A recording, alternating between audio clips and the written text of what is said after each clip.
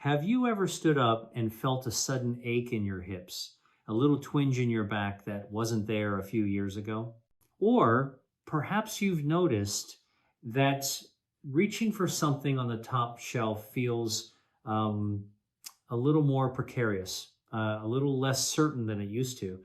We often chalk these feelings up to just getting older. We're told it's a normal part of the journey. But what if I told you that for millions of people over 60, that growing sense of fragility isn't just about the number of candles on your birthday cake? What if it's being accelerated by two incredibly common, even so-called healthy foods that are secretly preventing your body from getting the one mineral it desperately needs to stay strong? Imagine for a moment a future where you can bend down to garden without that nagging fear in the back of your mind. A future where you can play with your grandchildren, lifting them up with confidence, not hesitation.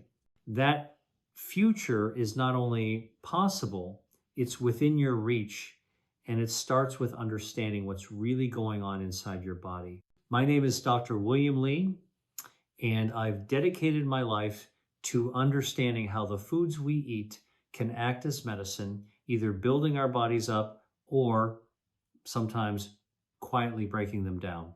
We're always told to get more calcium for strong bones. We drink our milk, we eat our yogurt. But there's a critical piece of the puzzle that is almost always overlooked: absorption. It doesn't matter how much calcium you consume if your body can't actually use it. It's like pouring gasoline into a car with a clogged fuel line. The fuel is there, but it can't get to the engine. Today, we are going to unclog that fuel line. In this video, I'm going to reveal two common types of food that contain compounds acting as calcium blockers. They literally latch on to the calcium in your gut and escort it right out of your body, leaving your bones starved and vulnerable. By the end of our time together, you will not only know exactly what these foods are, but you'll also understand the simple, powerful strategies to make sure the calcium you eat actually fortifies your skeleton, helping you build a stronger, more resilient body for the years to come. Before we dive in, I'm always so fascinated to see where our community is watching from. It's a powerful reminder that the desire for health and vitality connects us all, no matter where we live. So take a moment and let me know in the comments below where you're joining us from today. Are you in the United States, Australia, the United Kingdom, or somewhere else entirely? And if you believe that your health is your greatest asset and you want to learn how to protect it with scientifically backed knowledge, take a moment to subscribe to this channel and click that little bell icon. That way, you won't miss out on vital information that can truly make a difference in your quality of life. All right, let's get to our first hidden calcium blocker. This one is going to surprise you because it's found in some of the most celebrated health foods on the planet. I'm talking about foods that are loaded with vitamins and minerals. Foods you're probably eating right now thinking you're doing your body a world of good. I'm talking about things like spinach, beet greens, rhubarb, and even almonds. What do these foods have in common? They are all high in a natural compound called oxalates, or oxalic acid. Now, I can hear you thinking, wait a minute, Dr. Lee, spinach? I thought spinach was a superfood packed with iron and vitamins. And you're right, it is. But when it comes to calcium absorption, it has a dark side. Let me explain how this works in a simple way. Imagine your digestive system is a busy port. Nutrients are like cargo being unloaded from a ship, ready to be transported throughout your body where they're needed. Calcium is one of the most important pieces of cargo, destined for the construction sites of your bones and teeth. Now, imagine oxalates as pirates lurking in the harbor. These oxalate pirates have a very specific mission: to bind with or grab onto calcium cargo before it can ever leave the port. Scientifically speaking, oxalic acid has a chemical structure that allows it to bind very tightly with minerals like calcium. When you eat a big spinach salad, the oxalic acid in the spinach mixes with the calcium, both from the spinach itself and from other foods in your meal, like a sprinkle of cheese. In your gut, they form a compound called calcium oxalate. This new compound is an insoluble crystal, which means your body cannot absorb it. It's too large and chemically locked. So instead of that valuable calcium being absorbed through your intestinal wall and into your bloodstream to reach your bones, it remains bound to the oxalate and is simply excreted from your body. It passes right through you. You might eat a meal that contains, on paper, 300 milligrams of calcium, but if it's high in oxalates, you might only absorb a tiny fraction of that, maybe as little as 5 or 10%. Think about that for a moment. You could be diligently choosing foods you believe are building your bone density, but you're experiencing what I call nutritional interference. You're putting in the effort, but these sneaky compounds are sabotaging you from the inside. Many people tell me, I eat healthy, I eat my greens every day, but my bone density scan is still showing a decline. This could be a significant reason why. It's not that the spinach is bad, but the context is everything. It's like trying to have a serious conversation in a room with incredibly loud music. The message is there, but it can't be heard. The calcium is there, but it can't be absorbed. So what do? Do we have to banish these nutritious foods from our lives forever? Absolutely not. That's not the goal. Knowledge isn't about restriction. It's about strategy. Here are the simple, effective strategies you can use to outsmart oxalates. First, and this is the most important one, cook these foods. The simple act of boiling, steaming, or sauteing high oxalate greens like spinach, beet greens, or chard can significantly reduce their oxalate content. Some studies show that boiling can reduce oxalates by up to 87%. The oxalates leach out into the cooking water. So if you boil your spinach, make sure you discard the water. Don't use it for a soup base.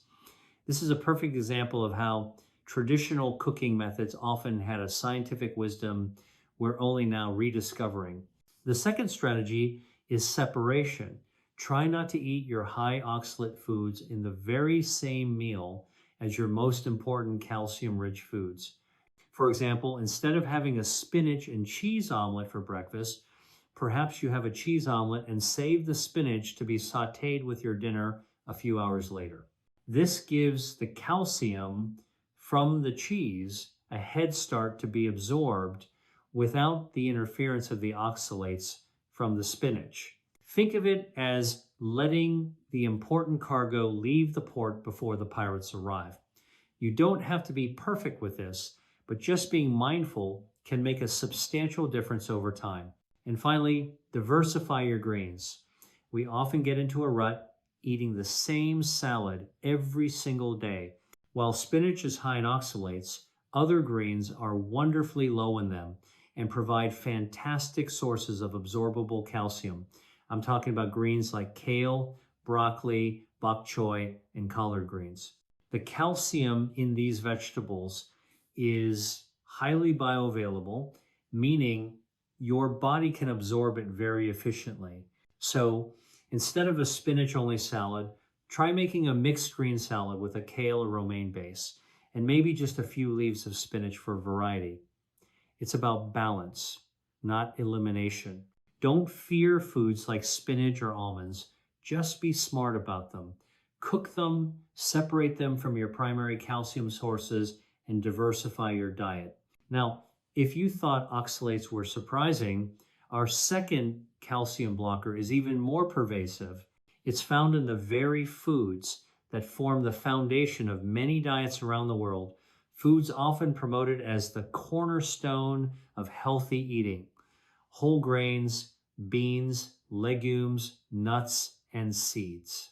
The compound we're talking about is called phytic acid, or phytates. Just like with oxalates, phytic acid is a natural compound found in plant seeds. It serves as a storage form of phosphorus for the plant, which is vital for it to sprout and grow. In essence, it's a defense mechanism for the plant. But for us, it acts as a potent mineral absorption inhibitor. In fact, it's sometimes called an anti-nutrient for this very reason. Phytic acid has a very strong binding affinity for important minerals, not just calcium, but also iron, zinc, and magnesium. It forms an insoluble complex with these minerals in your digestive tract, preventing their absorption. Let's go back to our port analogy. If oxalates were pirates who grabbed onto calcium, think of phytic acid as a master locksmith. It doesn't just grab one piece of calcium cargo. It can lock up multiple mineral cargoes at once in an unbreakable vault.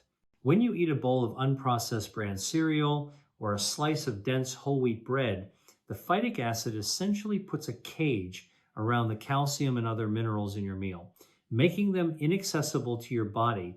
Again, the nutrition is technically there on the label, but your body can't unlock it. This is a huge deal, especially as we get older. Our need for these minerals, particularly calcium for bone integrity and zinc for immune function, becomes even more critical.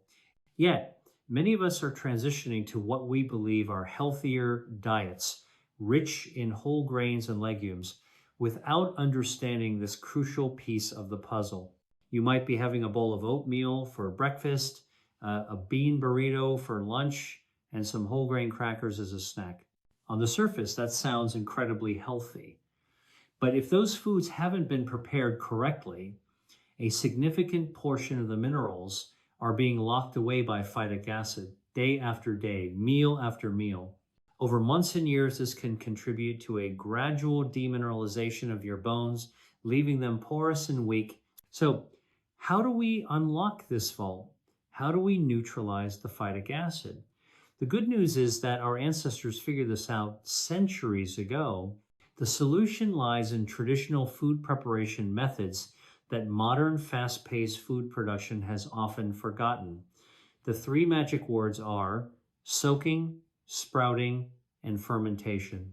When you soak grains, beans, or nuts in water overnight, it activates an enzyme called phytase, which is naturally present in these foods. Phytase begins to break down the phytic acid. This is why so many traditional cultures would soak their beans and legumes for a day before cooking them. It wasn't just to soften them. It was to make them more nutritious and easier to digest. Sprouting takes this a step further. When you allow a grain or a seed to germinate or sprout, the plant dramatically increases its phytase activity to release the stored minerals for its own growth. This process can neutralize a huge amount of the phytic acid. You can buy sprouted grain breads or even sprout your own beans and lentils at home for salads. And finally, my favorite method, fermentation. The process of fermentation, such as in making sourdough bread, introduces beneficial bacteria and yeast. These microorganisms produce their own phytase, breaking down the phytic acid in the flour. This is one of the reasons why a true long fermented sourdough bread is not only easier to digest, but also allows for much greater mineral absorption than a standard quick rise whole wheat bread.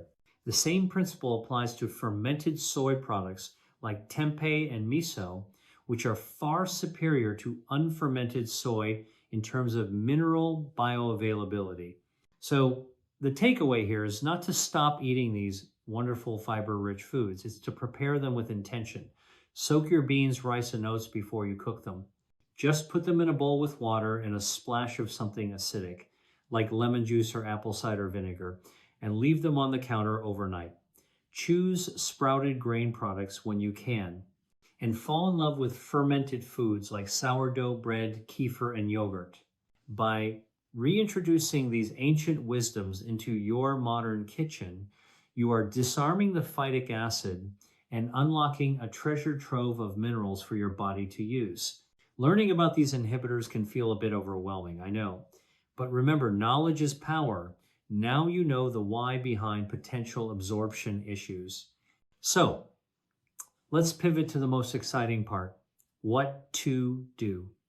How can we actively build a bone-strong diet? It's not just about avoiding the bad, it's about embracing the good. First, let's talk about the best sources of highly absorbable calcium. While dairy products like plain yogurt, kefir, and hard cheeses are excellent sources for those who tolerate them well, one of the unsung heroes of bone health is canned fish with the bones in. I'm talking about sardines and canned salmon. Those tiny, soft, edible bones are one of the most concentrated and bioavailable sources of calcium you can find. A single can of sardines can provide over a third of your daily calcium needs in a form your body can readily use. And as we discussed, focus on those low oxalate green vegetables. Make kale, bok choy, and broccoli your go-to greens. They are not only rich in calcium, but also packed with other nutrients that support bone health. A stir fry with bok choy and broccoli or a kale salad is a fantastic bone-building meal. But here is the most crucial part of the entire equation. Calcium is a team player. It cannot do its job alone. It needs 3 essential partners to ensure it gets absorbed from your gut, transported through your blood, and delivered directly into your bones.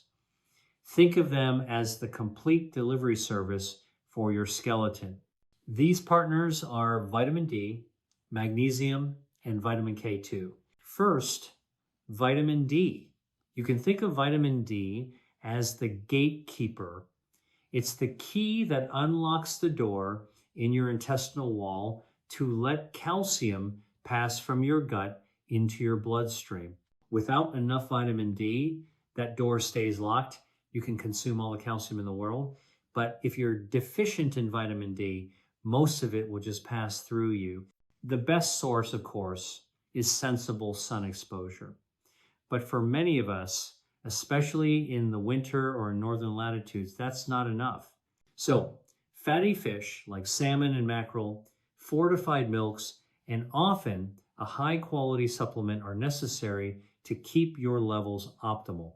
Next up is magnesium. If vitamin D is the gatekeeper, magnesium is the logistics manager. It plays over 300 roles in the body, but for bone health, 2 are critical. It helps convert vitamin D into its active form so the gatekeeper can actually do its job. And it helps regulate where calcium goes, working with your hormones to direct calcium into the bones and keep it from being deposited in soft tissues like your arteries or kidneys where it can cause problems. Many of us are deficient in magnesium. Wonderful sources include leafy greens, nuts, seeds, avocados, and dark chocolate. Finally, the one you may not have heard as much about, but is critically important, vitamin K2. If vitamin D gets calcium into the blood and magnesium helps manage it, vitamin K2 is the traffic cop.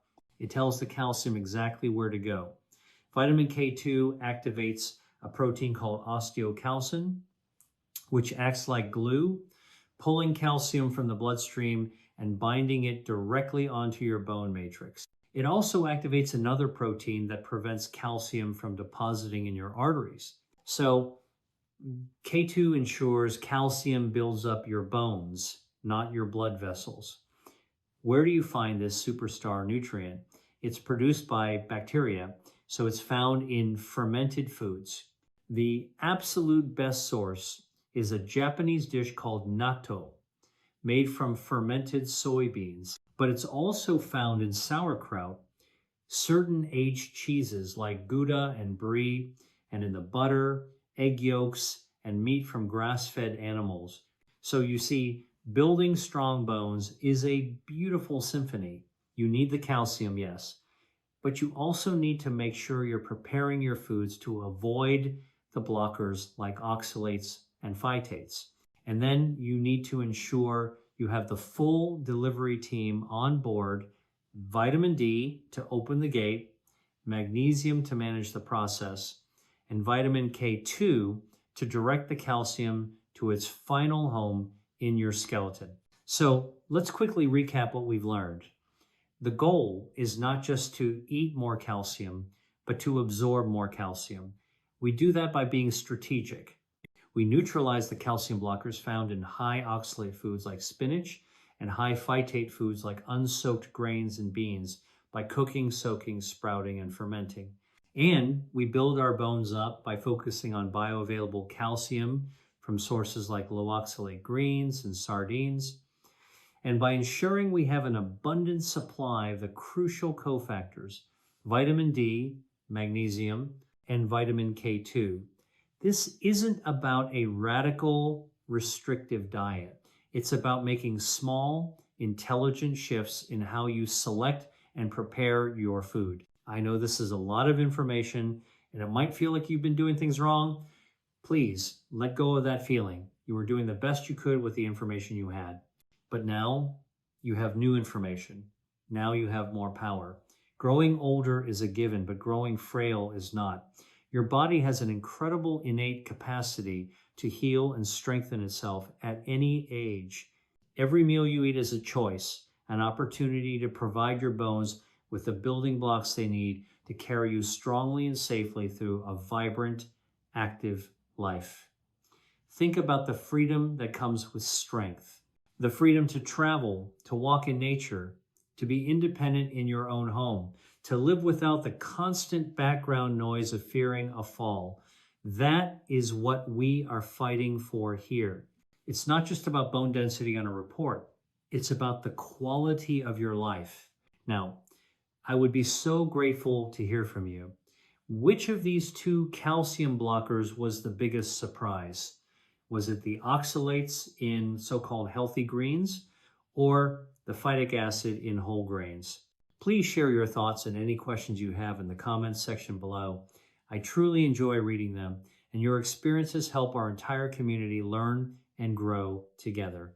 If this video has given you a new perspective or a valuable piece of information, please give it a thumbs up. It's a small gesture that makes a huge difference in helping others find this vital content. And if you haven't already, please subscribe and turn on notifications. We have so much more to share with you about how to thrive in your golden years, and I don't want you to miss a thing. Thank you so much for investing this time in your health today. Remember, you are the chief architect of your own body. Every small, smart choice you make is laying a stronger foundation for your future. Stay strong, stay curious, and know that you have the power to build a healthier you one meal at a time.